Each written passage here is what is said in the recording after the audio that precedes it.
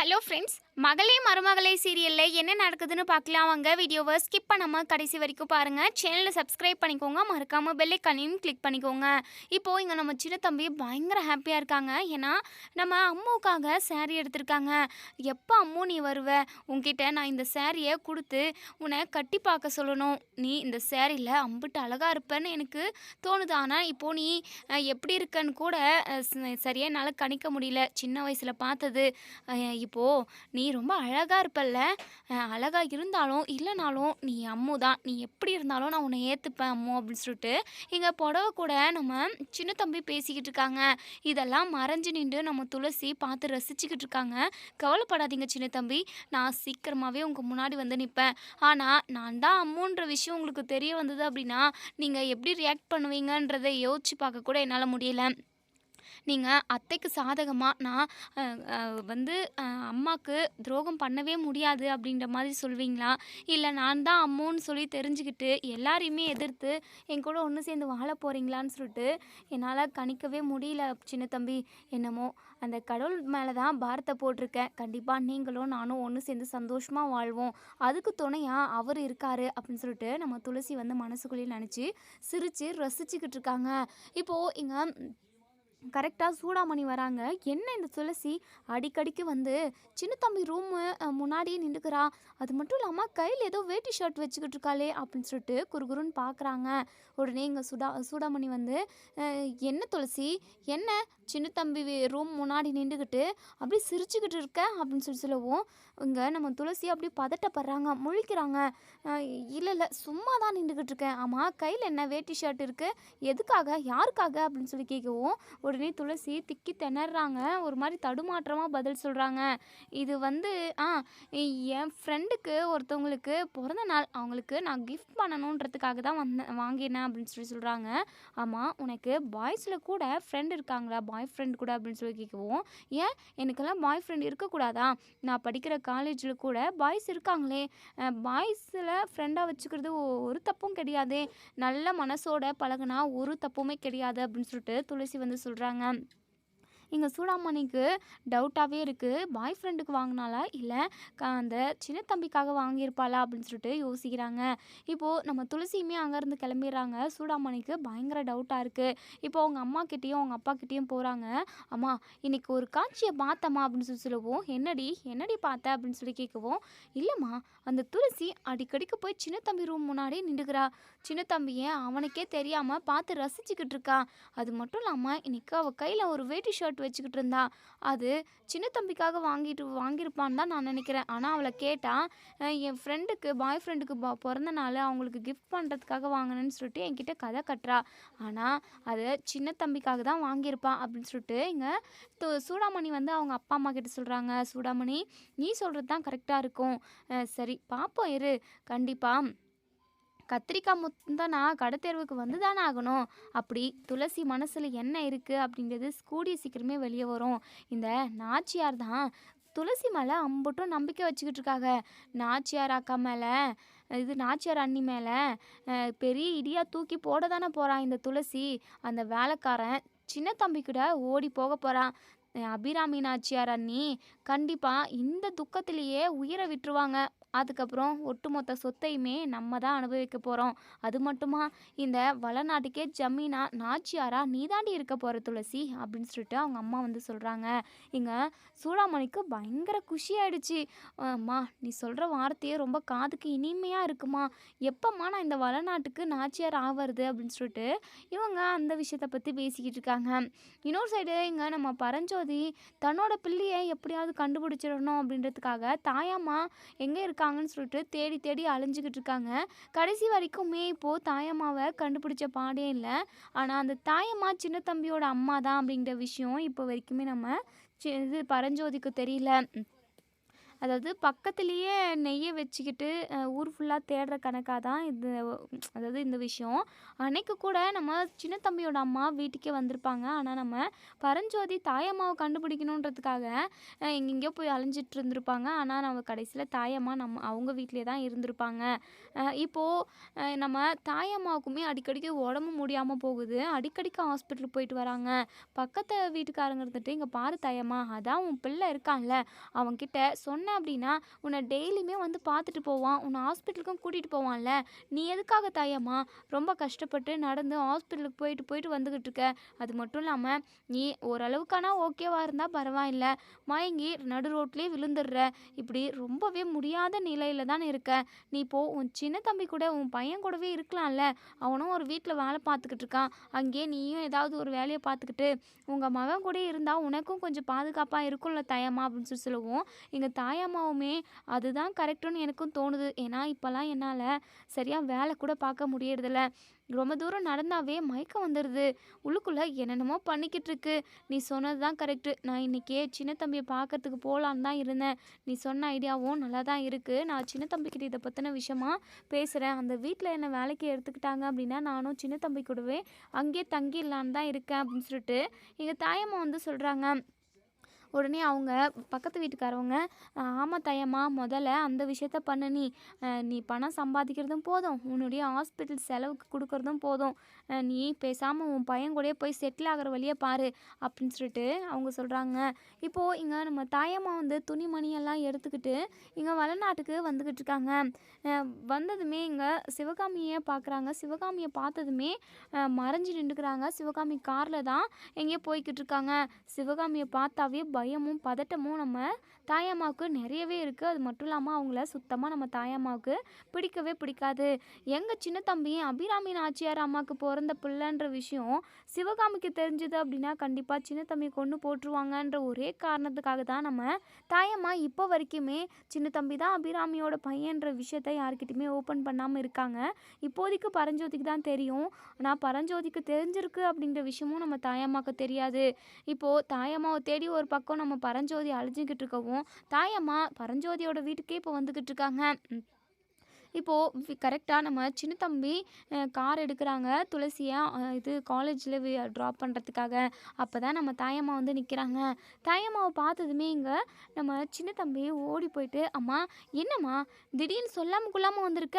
என்னாச்சும்மா?" அப்படின்னு சொல்லி கேட்கவும், "சின்ன தம்பி, எல்லாமே நான் அங்கே உள்ளே வந்து உட்காந்து சொல்கிறேன்ப்பா.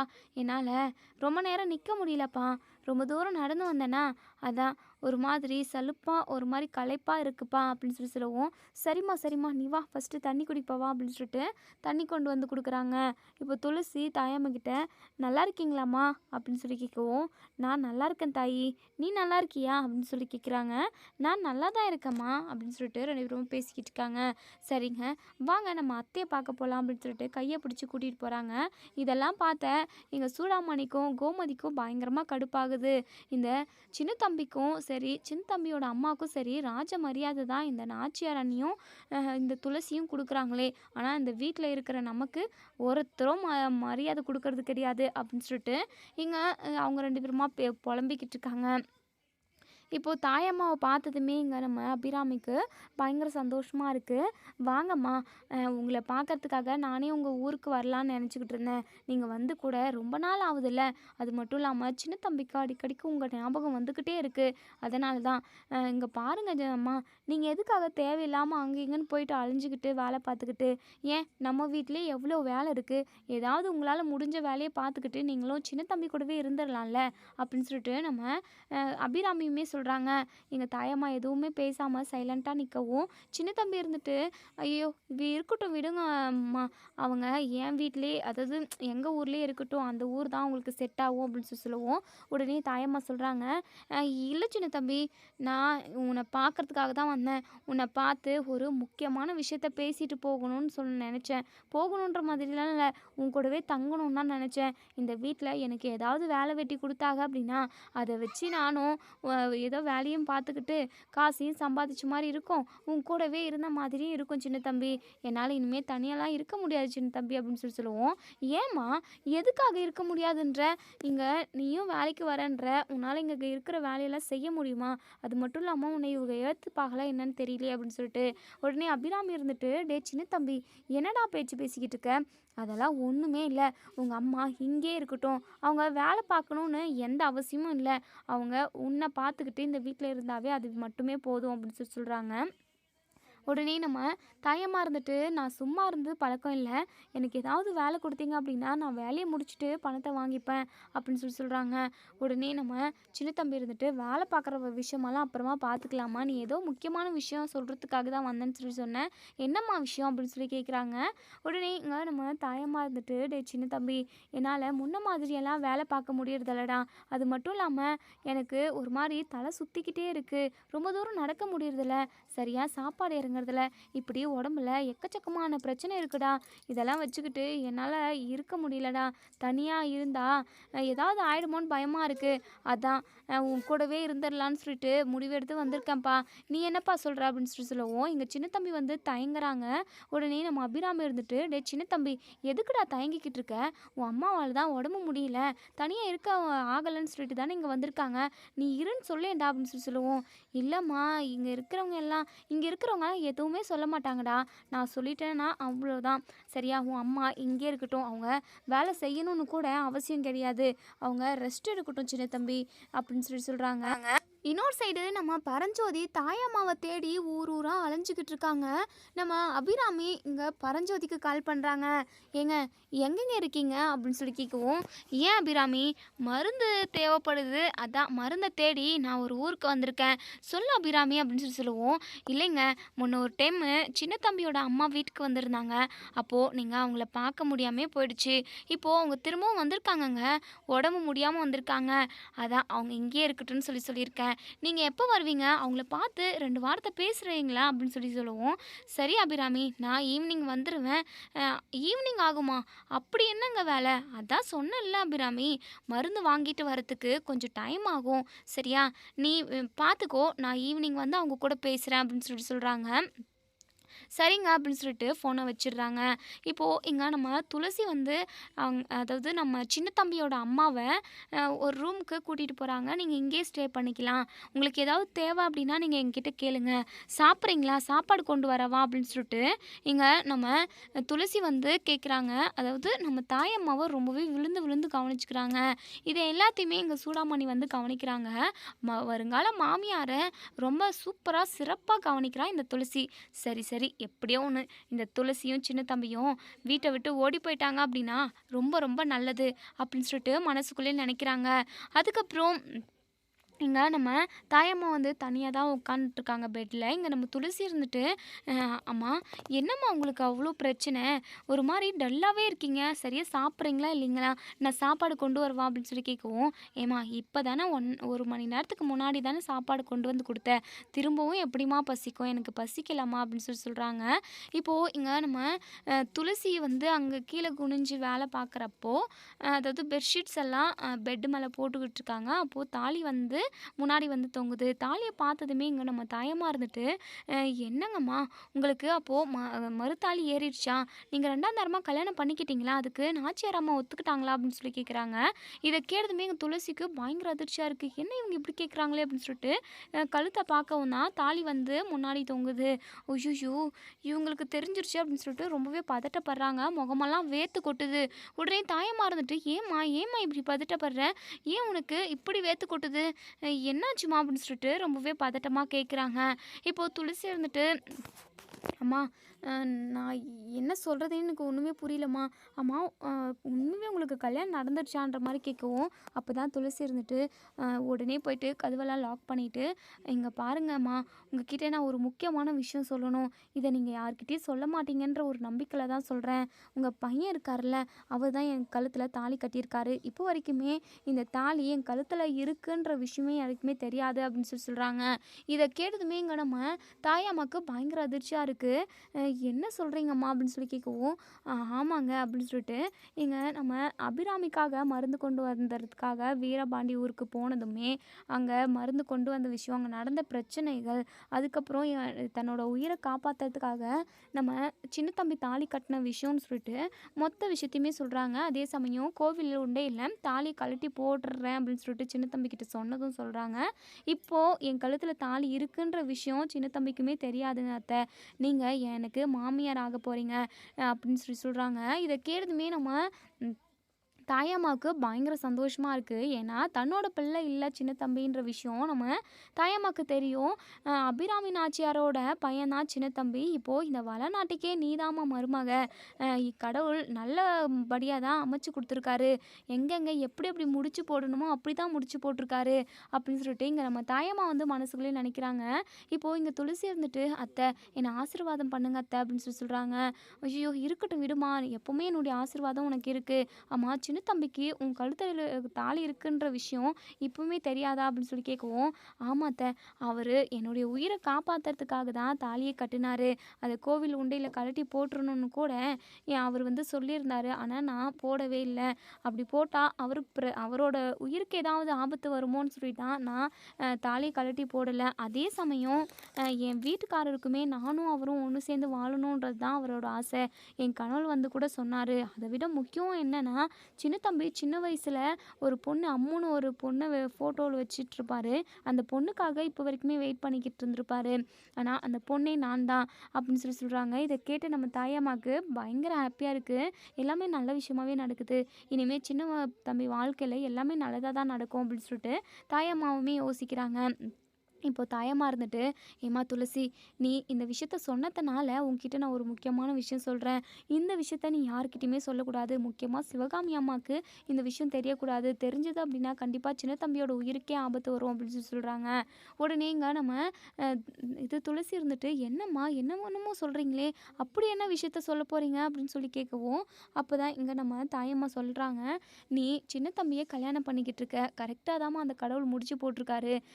எனக்கு ரொம்ப ரொம்ப சந்தோஷமாக இருக்குது அப்படின்னு சொல்லிட்டு உடனே இங்கே நம்ம துளசிக்குமே பயங்கர ஹாப்பியாக இருக்குது. ரொம்பவே சந்தோஷப்படுறாங்க. உடனே சரிங்கம்மா, ஏதோ ஒரு முக்கியமான விஷயம் சொல்லணும்னு சொன்னீங்களே அப்படின்னு சொல்லி சொல்லுவோம். சின்ன தம்பி எனக்கு பிறந்த பிள்ளை இல்லைம்மா, நான் எடுத்து வளர்த்தது தான் அப்படின்னு சொல்லி சொல்கிறாங்க. உடனே இங்கே நம்ம துளசியுமே, எனக்கு இந்த விஷயம் எப்போவோ தெரியும்மா அப்படின்னு சொல்லி சொல்லுவோம். உடனே இங்கே நம்ம தாயம்மா இருந்துட்டு, இங்கே பாருமா, சின்ன தம்பியை பெற்ற உண்மையான அம்மா யாருன்னு தெரிஞ்சா நீயே ரொம்ப ரொம்ப சந்தோஷப்படுவ துளசி அப்படின்னு சொல்லி சொல்கிறாங்க. யார் அப்படி அப்படின்னு சொல்லி கேட்கவும், இந்த வீட்டோட முதலாளி அம்மா, அதான் அபிராமி நாச்சியார் இருக்காங்களே, அவங்களுக்கு பிறந்த குழந்தை தான் சின்ன தம்பி அப்படின்னு சொல்லி சொல்கிறாங்க. இதை கேட்ட நம்ம துளசி பயங்கரமாக அதிர்ச்சி ஆகுறாங்க. என்ன சொல்கிறீங்கம்மா அப்படின்னு சொல்லி கேட்கவும், ஆமாம் துளசி, இந்த விஷயம் எனக்கும் இந்த சிவகாமி அம்மா இருக்காங்களே அவங்க அப்பாவுக்கும் தான் தெரியும். அவங்க அப்பா தான் குழந்தைய மாற்றி கொடுத்தாரு. இந்த வளநாட்டுக்கே ஜமீனாக இருக்கணுன்றதுக்காக, அதாவது சிவகாமி அம்மாவோட குழந்தை வந்து இந்த வளநாட்டுக்கே ஜமீனாக இருக்கணுன்றதுக்காக தான் அவங்கள குழந்தைய அபிராமி நாச்சியார் பக்கத்தில் போட்டுட்டு அபிராமி நாச்சியார் அம்மாவோட குழந்தைய என்கிட்ட கொடுத்து கண்காணாத இடத்துக்கு போக சொல்லி சொன்னார். நானும் ஒரு பதட்டத்துலேயும் பயத்துலேயும் அங்கேருந்து கிளம்பிட்டேன். ரொம்ப வருஷத்துக்கு அப்புறம் இப்போ தான் வரேன். உண்மையாகவே சின்ன தம்பி தான் அபிராமி நாச்சியாரோட பையன் அப்படின்னு சொல்லிட்டு இந்த விஷயத்த போட்டு உடச்சிடுறாங்க ரகசியத்தை. நம்ம துளசிக்கு பயங்கர சந்தோஷம். ஏன்னா கண்டிப்பாக அத்தையோட மனசை ஈஸியாக மாற்றிடலாம் அப்படின்ற ஒரு தைரியமுமே வந்துருச்சு. ஆனால் இந்த ட்விஸ்ட்டை வந்து நம்ம துளசி வந்து எதிர்பார்த்துருக்கவே மாட்டாங்க. இப்போது ரொம்ப பயங்கர ஹாப்பியாக இருக்காங்க. அம்மா, ரொம்ப நல்ல வார்த்தையை சொல்லியிருக்கீங்க. கண்டிப்பாக அத்தையோட மனசை நான் ஈஸியாக மாற்றிடுவேன். அத்தை மனசை எப்படி சமாதானப்படுத்துறதுன்னு சொல்லிட்டு நான் ஒவ்வொரு நிமிஷமும் பயந்துக்கிட்டு இருந்தேன். ஆனால் நீங்கள் நல்ல வார்த்தையை சொல்லியிருக்கீங்க. எனக்கு ரொம்ப ரொம்ப சந்தோஷமாக இருக்குது. இதை வச்சே நான் சின்ன தம்பியோட மனசையும் மாற்றிடுவேன், அதே சமயம் அபிராமி நாச்சியார் அத்தை மனசையுமே மாற்றிடுவேன் அப்படின்னு சொல்லி சொல்கிறாங்க. அதுக்கப்புறம் இங்கே நம்ம பரஞ்சோதி ஊர் ஃபுல்லாக தேடிட்டு வீட்டுக்கு ரொம்பவே டயர்டாக வராங்க. அபிராமி, என்னங்க இம்புட்டு லேட்டாக வந்திருக்கீங்க, சரி வாங்க குளிச்சுட்டு நீங்கள் ஃப்ரெஷ்ஷப் ஆகிட்டு வாங்க, சாப்பிடுவீங்க அப்படின்னு சொல்லிட்டு. வேண்டாம் அபிராமி, எனக்கு ரொம்ப களைப்பாக இருக்குது, படுத்து தூங்கணும் போல் இருக்குது, நான் படுத்து தூங்கவா அப்படின்னு சொல்லிட்டு. இல்லைங்க, சின்ன தம்பியோட அம்மாவை விடு, அவங்க இங்கே தானே இருக்காங்க, நான் நாளைக்கு பார்த்து பேசிக்கிறேன் அப்படின்னு சொல்லிட்டு சொல்கிறாங்க. இப்போது மறுநாள் காலையிலேயே இங்கே நம்ம சின்ன தம்பியோட அம்மாவுக்கு துளசி காஃபி கொண்டு போய் கொடுக்குறாங்க. இந்தாங்க இந்தாங்கம்மா அப்படின்னு சொல்லிட்டு கொடுக்கவும் அவங்களுமே காஃபி எடுத்து குடிக்கிறாங்க. உடனே இங்கே நம்ம துளசிக்கு அதாவது பயங்கர எனர்ஜி பூஸ்ட் வந்த மாதிரி இருக்குது. அதுக்கப்புறம் இங்கே பரஞ்சோதி இருந்துட்டு சரி சின்ன தம்பியோட அம்மாவை பார்த்து நம்ம பேசிடலாம் அப்படின்னு சொல்லிட்டு இங்கே சின்ன தம்பி அம்மாவோட ரூமுக்கு வராங்க.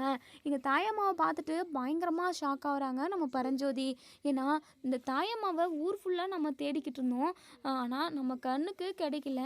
நம்ம பக்கத்துலேயே நம்ம வீட்லேயே வச்சுக்கிட்டு ஊர் ஃபுல்லாக நான் தேடிக்கிட்டு இருந்திருக்கேன் அப்படின்னு சொல்லிட்டு தாயம்மாவை பார்த்ததுமே, தாயம்மா நீங்களா, உங்களை தேடி தான் நான் ஊராக சுற்றிக்கிட்டு இருக்கேன், நீங்கள் தானே தாயம்மா அப்படின்னு சொல்லி சொல்லுவோம். ஆமாங்க ஐயா, என்ன என்ன எதுக்காக தேடிக்கிட்டு இருந்தீங்க அப்படின்னு சொல்லி கேட்குறப்ப தான் எங்கள் சிவகாமியோட அப்பா வந்து ஹாஸ்பிட்டலில் நம்ம பரஞ்சோதி கிட்ட சொன்ன விஷயத்த சொல்கிறாங்க.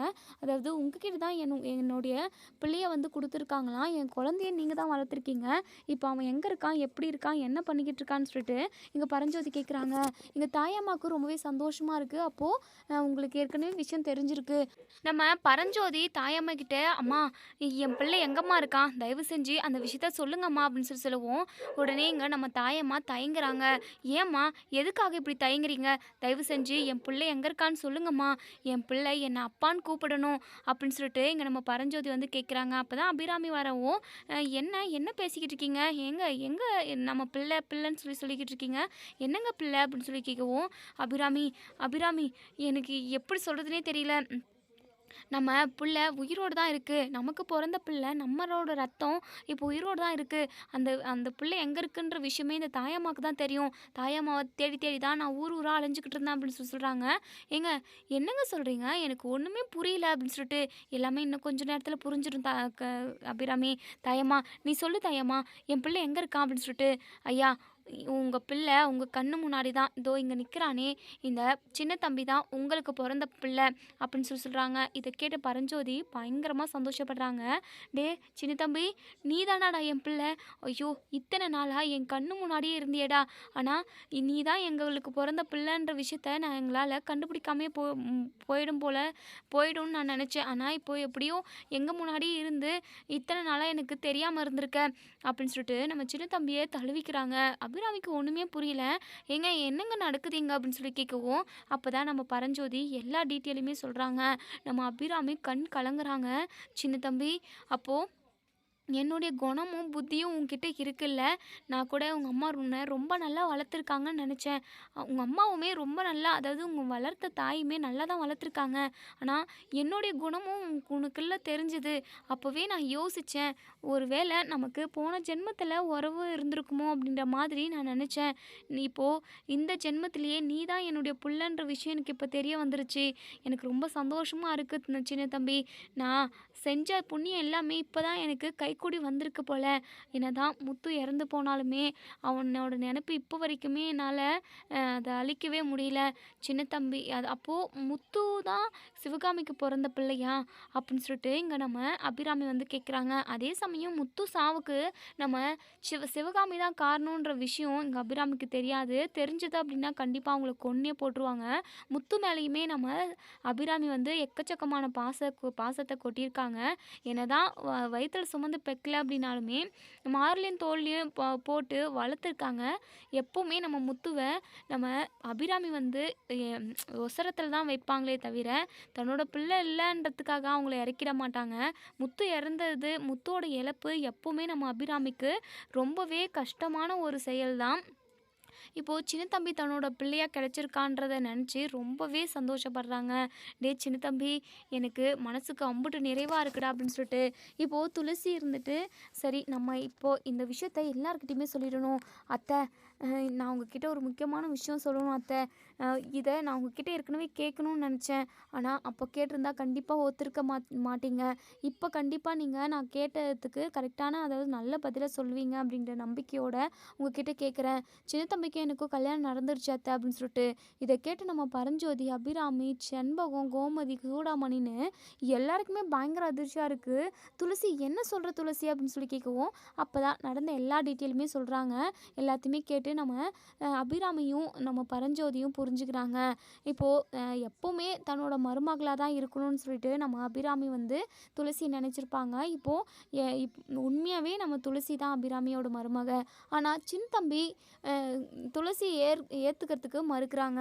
உடனே துளசிக்கிட்ட, இங்கே பாருங்கள் சின்னம்மா, உங்கள் உயிரை காப்பாற்றுறதுக்காக மட்டுமே நான் உங்கள் கழுத்தில் தாலி கட்டினேனே தவிர மற்றபடி உங்களை என் பொண்டாட்டியை நான் ஒரு நிமிஷம் கூட அதாவது யோசித்து கூட பார்க்கல.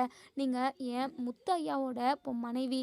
உங்களை நான் என்றைக்குமே என்னுடைய மனைவியாக நினச்சி பார்க்க முடியாது சின்னம்மா. தயவு செஞ்சு இந்த நினப்பை நீங்கள் அழிச்சிருங்க. அது மட்டும் இல்லாமல் உங்கள் கழுத்தில் இருக்கிற தாலியை எப்போவோ உங்களை நான் கோவில் உண்டையில் கழட்டி போட சொன்னேன். இல்லை, கழட்டி என்கிட்ட கொடுங்க, நான் போட்டுறேன்னு சொன்னேன். ஆனால் நீங்கள் எதுவுமே கேட்கவே இல்லைல்ல. இங்கே பாருங்கள், என்றைக்குமே உங்களை நான் என் பொண்டாட்டியை நினச்சி கூட பார்க்க முடியாது. நீங்கள் முத்து ஐயாவோட மனைவி. உங்களை நான் என் சாமியாக தான் நினைக்கிறேன் அப்படின்னு சொல்லிட்டு இங்கே துளசியோட முகமே மாறி போகுது. உடனே இங்கே நம்ம துளசி இருந்துட்டு, இங்கே பாருங்கள் சின்ன தம்பி, நீங்கள் அம்முவை தேடிக்கிட்டு இருக்கீங்களே, அதுக்காக தான் இப்படியெல்லாம் பேசுகிறீங்கன்னு எனக்கு நல்லாவே தெரியுது. அம்முக்காக நீங்கள் காத்துக்கிட்டு இருக்கீங்க. அந்த அம்முவே நான் தான் சின்ன தம்பி அப்படின்னு சொல்லி சொல்கிறாங்க. இது எல்லாருக்குமே பயங்கர அதிர்ச்சி. இங்கே சின்ன தம்பியால் இதை நம்பவே முடியல. இல்லை சின்னம்மா, உங்கள் கழுத்தில் நான் தாலி கட்டிட்டேன்றதுக்காக நீங்கள் இப்படி பொய் சொல்கிறீங்க.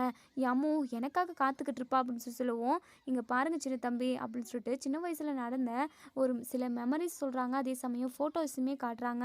இப்போ தான் நம்ம சின்ன தம்பிக்கு புரிய வருது, நம்ம துளசி தான் அம்மு அப்படின்ற விஷயத்த தெரிஞ்சுக்கிறாங்க. இப்போ அபிராமிக்கு பயங்கர சந்தோஷம். எல்லாமே நல்லதாக தான் நடந்துக்குது. இங்கே பாரு சின்ன தம்பி, ஊர் அறிய உனக்கும் துளசிக்கும் நான் கல்யாணம் பண்ணி வைக்க போகிறேன்டா அப்படின்னு சொல்கிறாங்க. இப்போது சின்ன தம்பியும் சரி நம்ம துளசியும் சரி ரொம்பவே சந்தோஷமாக இருக்காங்க. ஆனால் சூடாமணிக்கும் இங்கே கோமதிக்கும் பயங்கர டென்ஷனாக